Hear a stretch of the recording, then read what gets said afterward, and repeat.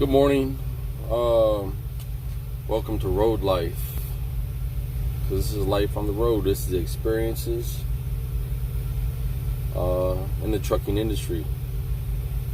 So, I just did a video, but it didn't record any sound. I apologize for that. I didn't realize that for some reason my settings in my laptop for my mic was a little skewed. It's fixed now, but I'm on my phone. So anyways, this video is about Tradewinds Logistics, based out of Indianapolis, Indiana, or more specifically Westfield, Indiana. Okay, it's a small company, has less than 100 trucks or less than 100 drivers. Now, I drove for this company. I'm not trying to be spiteful, and I'm not going to trash anybody that doesn't deserve it, but I'm going to inform you about this company. I'm going to warn you about this company. Okay, I ran into so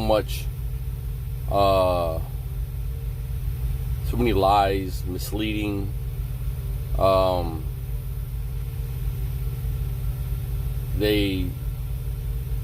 can I put it, I guess a lot of misleading stuff, because they tell you half-truths, or they leave things out. They don't tell you, until you experience it for yourself, and then they try to backtrack. Oh, we thought we told you that, and stuff like that. But anyway, so let me tell you the experience. Okay, I thought after leaving U.S. Express and the debacle, right, from that company, I'll go to a smaller company, so I applied there. Now, Tradewinds Logistics is a touch freight company, right? Over 75% of their freight is tailgated, which means you push or you carry things to the end of the trailer and you set it right there, and someone else unloads that. Now, they never told me that, okay? Because I turned down all touch freight jobs. On top of that, they don't tell you all your deductions. They don't explain none of that. When you ask for transparency into the deductions and fees, you don't get it until you find out too late. You see your settlement enters hundreds of dollars for this and hundreds of dollars for that, and you might think you might have made $4,000. You might think you're doing great on your gross, but when you get your settlement, they might only give you like $300-400 out of that, if you're lucky, because some of their deductions are outrageous. They charge you by the mile, 10 cents or more a mile. So if you drive 3,000 miles a week, that's $300 right there off the top, right? Their trucks are completely overvalued. Let me give you an example, right? They wanted to sell me a T660, right? A 2013 T660 with 600,000 or more miles on it for $88,000. I mean, does that sound lucrative to you at all? The evaluation is nearly 3 times what that truck is actually worth. If you do your due diligence and you do your research, you'll find out that you can get a T660 for 30 grand. The same thing that they were trying to sell me. Okay, so then they told me they had all these trucks. I get there and they have 2 trucks. They had a brand new International that they were leasing from Ryder. Okay, and then they had a Freightliner, which had like 100 and some thousand miles on it. So there was 2 people that was there for orientation. It was me, another guy. I was there to purchase the truck. The other guy was there to be a company driver.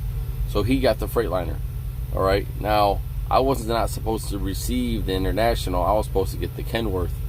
And we are still in the negotiating phase. So I was willing to negotiate and keep negotiating until we came up with a reasonable resolution for the Kenworth. Anyways, they said because the International is brand new, it had 17,000 miles on when I got in it. that they were going to charge me $550 a week. Okay. So they didn't charge me $550 a week. They charged me $650 a week. Right? No deferred payments at all. So when you get there, your first check, they're taking out everything. My first check, they wanted to only give me $300. You know, and I'm a driver. I don't do recaps. So I put in 3,000 to 3,500 miles a week. I do that easy. You know, I mean, obviously it just depends on where you go and your loads, things like that. So, but other than that, you know, that's how I drive. So, you know, I run out my 11 hours every night. You know, until I'm out of time. So, anyways, I didn't know how that was going to occur. Right? They don't give you transparency. You ask questions, and I ask a lot of questions, and you don't know that you're getting half-truths. You don't know you're being misled at the time. Because you're there, you think, oh, they got to tell me the truth. I'm here, right? So, I get in the international thinking, oh, okay, it's only supposed to be a loaner until we figure out the Kenworth. And the Kenworth was in the shop getting a new transmission, okay, for whatever reason.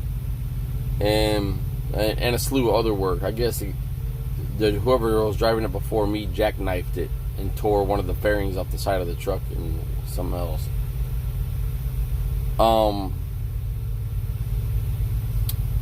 So still up to this point, they never told me it was touch freight. They didn't tell me, right? So I'm picking up a load and I'm taking it to Leesburg, Florida. All right. Still not aware that it's a touch freight job. Okay, I went through all this orientation stuff, and they still haven't told me. So we get to Leesburg, and I pop my doors open, all this other stuff, and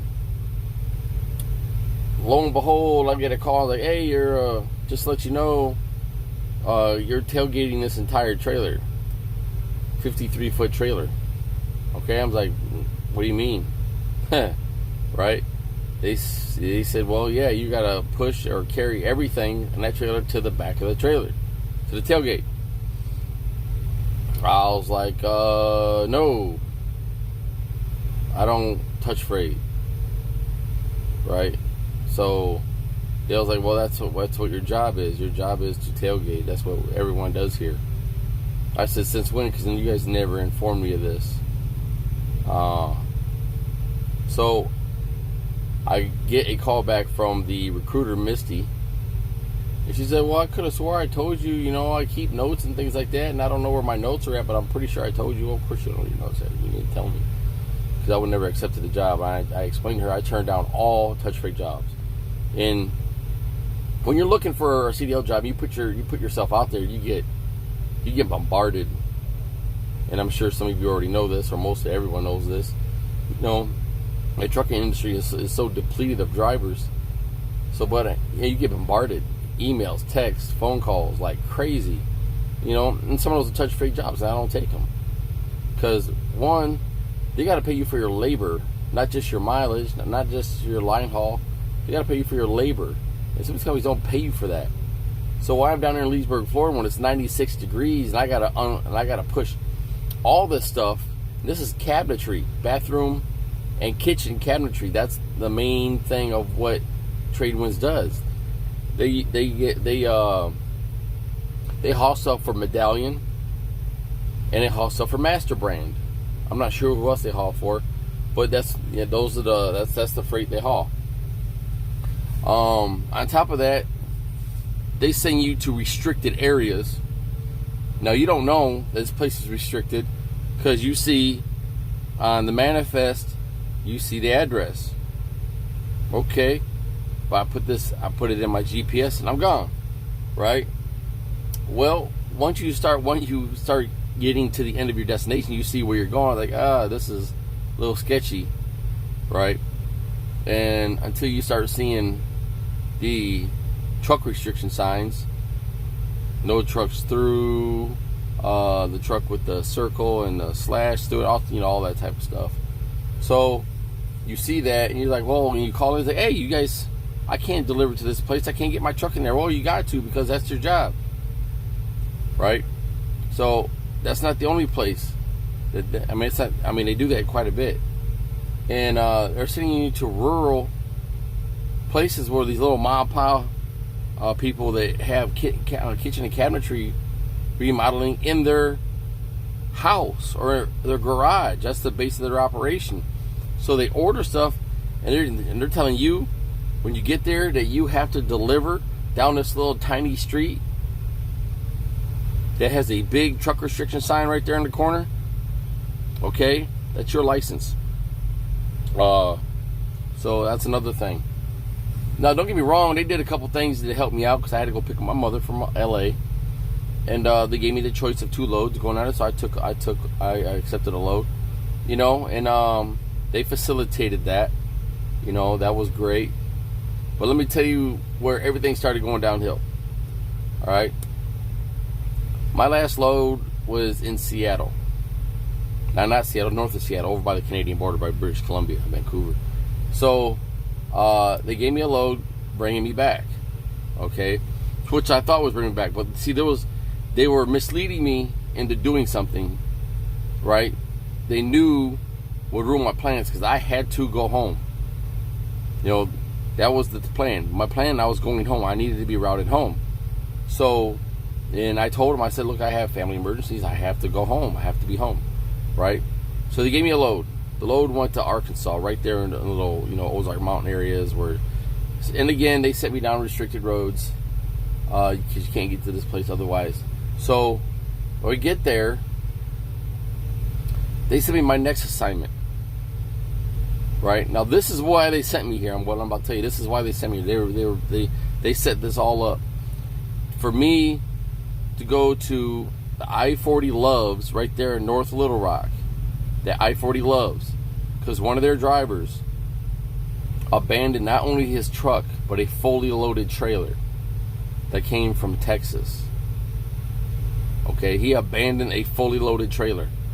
Now, when I see drivers abandoning equipment, that kind of raises an eyebrow. Okay, he was obviously upset about something, right? There's no telling. Some drivers are a little prissy or prima donnas when it comes to certain things, but some have valid points. But this guy abandoned also his load. Oh, okay. He abandoned all that, and everything was still in the back of his trailer. So they sent me there to unlatch his truck and trade trailers. Give him my empty trailer and take his loaded trailer. All right. Now, they knew I had to go home. So, and I only had enough time to go home. So they wanted me to take this trailer to Indianapolis, which is their yard, or Westfield, which is their yard. However, had I done that, I would have been short of hours of getting home. I had to do a 34-hour reset with my mother in the truck, and me having to be home for some important stuff. They knew this. I made them aware of this way before they gave me this load. So they reassigned it to drop it in Louisville.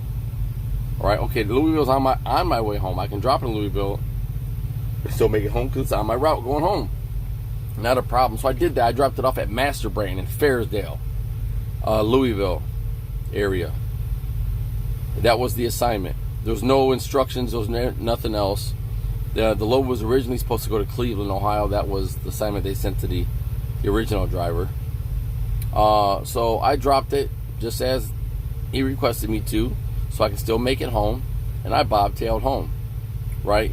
But after everything that had happened, because I grossed, don't get me wrong, I grossed $5,600, but they didn't pay me, not a dime. That's a fact. I got the emails on my phone to prove it. I saved all that stuff. They didn't pay me a dime of that. All right. The last settlement was $2,800. I didn't get none of that either. They kept all that. Here's their excuse. They said I abandoned the trailer. Okay. I delivered it exactly the way they told me to. I mean, I don't understand. They put that on me. So I didn't get none of my deposits back that I was supposed to get back per contract.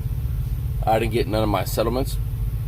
So they put me back thousands of dollars. All right.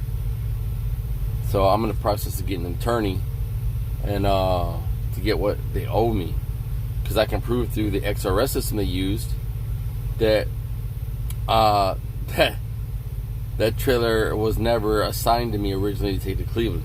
So here's the crux of the situation. Say you assign me a load, right?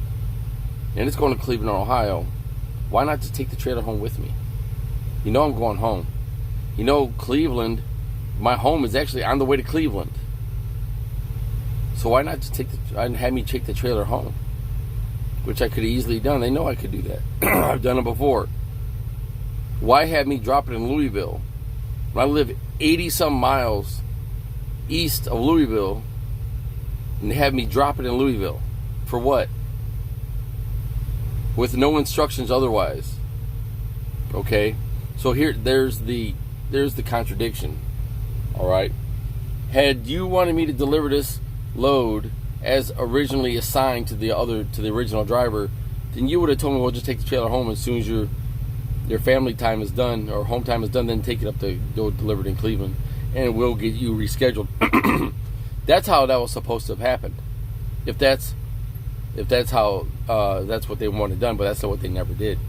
My assignment was to take it to Master Brand and drop it at their yard in Fairdale, which is exactly what I did, and I approved because my mother was in the truck with me when I actually rejected that load. I told them I didn't want it because it was going to mess up my home time, all right? Because they wanted me to bring it in Indianapolis. Not in a way. I mean, by the time I got home, I had minutes left on my clock, so I couldn't dally around. So I'm not the only driver this has happened to through this company. They actually have a very bad reputation. It's hard for them to keep drivers. So they have a lot of broke down wrecked trucks. Excuse me. And it's just, the company is you know, you try to talk to people, and the operation guy, his name is David, and he was just very obnoxious. You know, when I was trying to get my settlements, like, look, you guys owe me my settlements. I need my settlements, and I want my deposits. They said, well, if we give your deposit back, it won't be for 45 days, but we're not paying you because you didn't deliver the trailer to Cleveland. I didn't even know the trailer was supposed to go to Cleveland. Truthfully, when all this started, I had no idea. But I found this out as all this progressed. So I'm not the only driver that went through this and the ridiculous deductions and, you know, not getting paid and everything else. So I'm not supposed to hand out names. There's a couple other drivers that, no, they don't. They just want to be done with the situation. But I'm a little more aggressive with this type of thing. One, I got a family, and they just pretty much took like $13,000 from me. You know, so I have to get that back, and especially for my work. I mean, I didn't get paid. You know, so that's Tradewinds Logistics. So just be careful. I mean, if you want to go there and you want to try it out, I mean, look, if you're watching this is your warning. You know, I'm not here to slander nobody. I'm not here to put anybody down. But I mean, it's a pitfall. It's a pitfall company. So be aware of it. I'm about to do another video right after this about the company I'm currently with, which is Roadrunner Transportation Systems. So watch the next video, and you guys drive safe.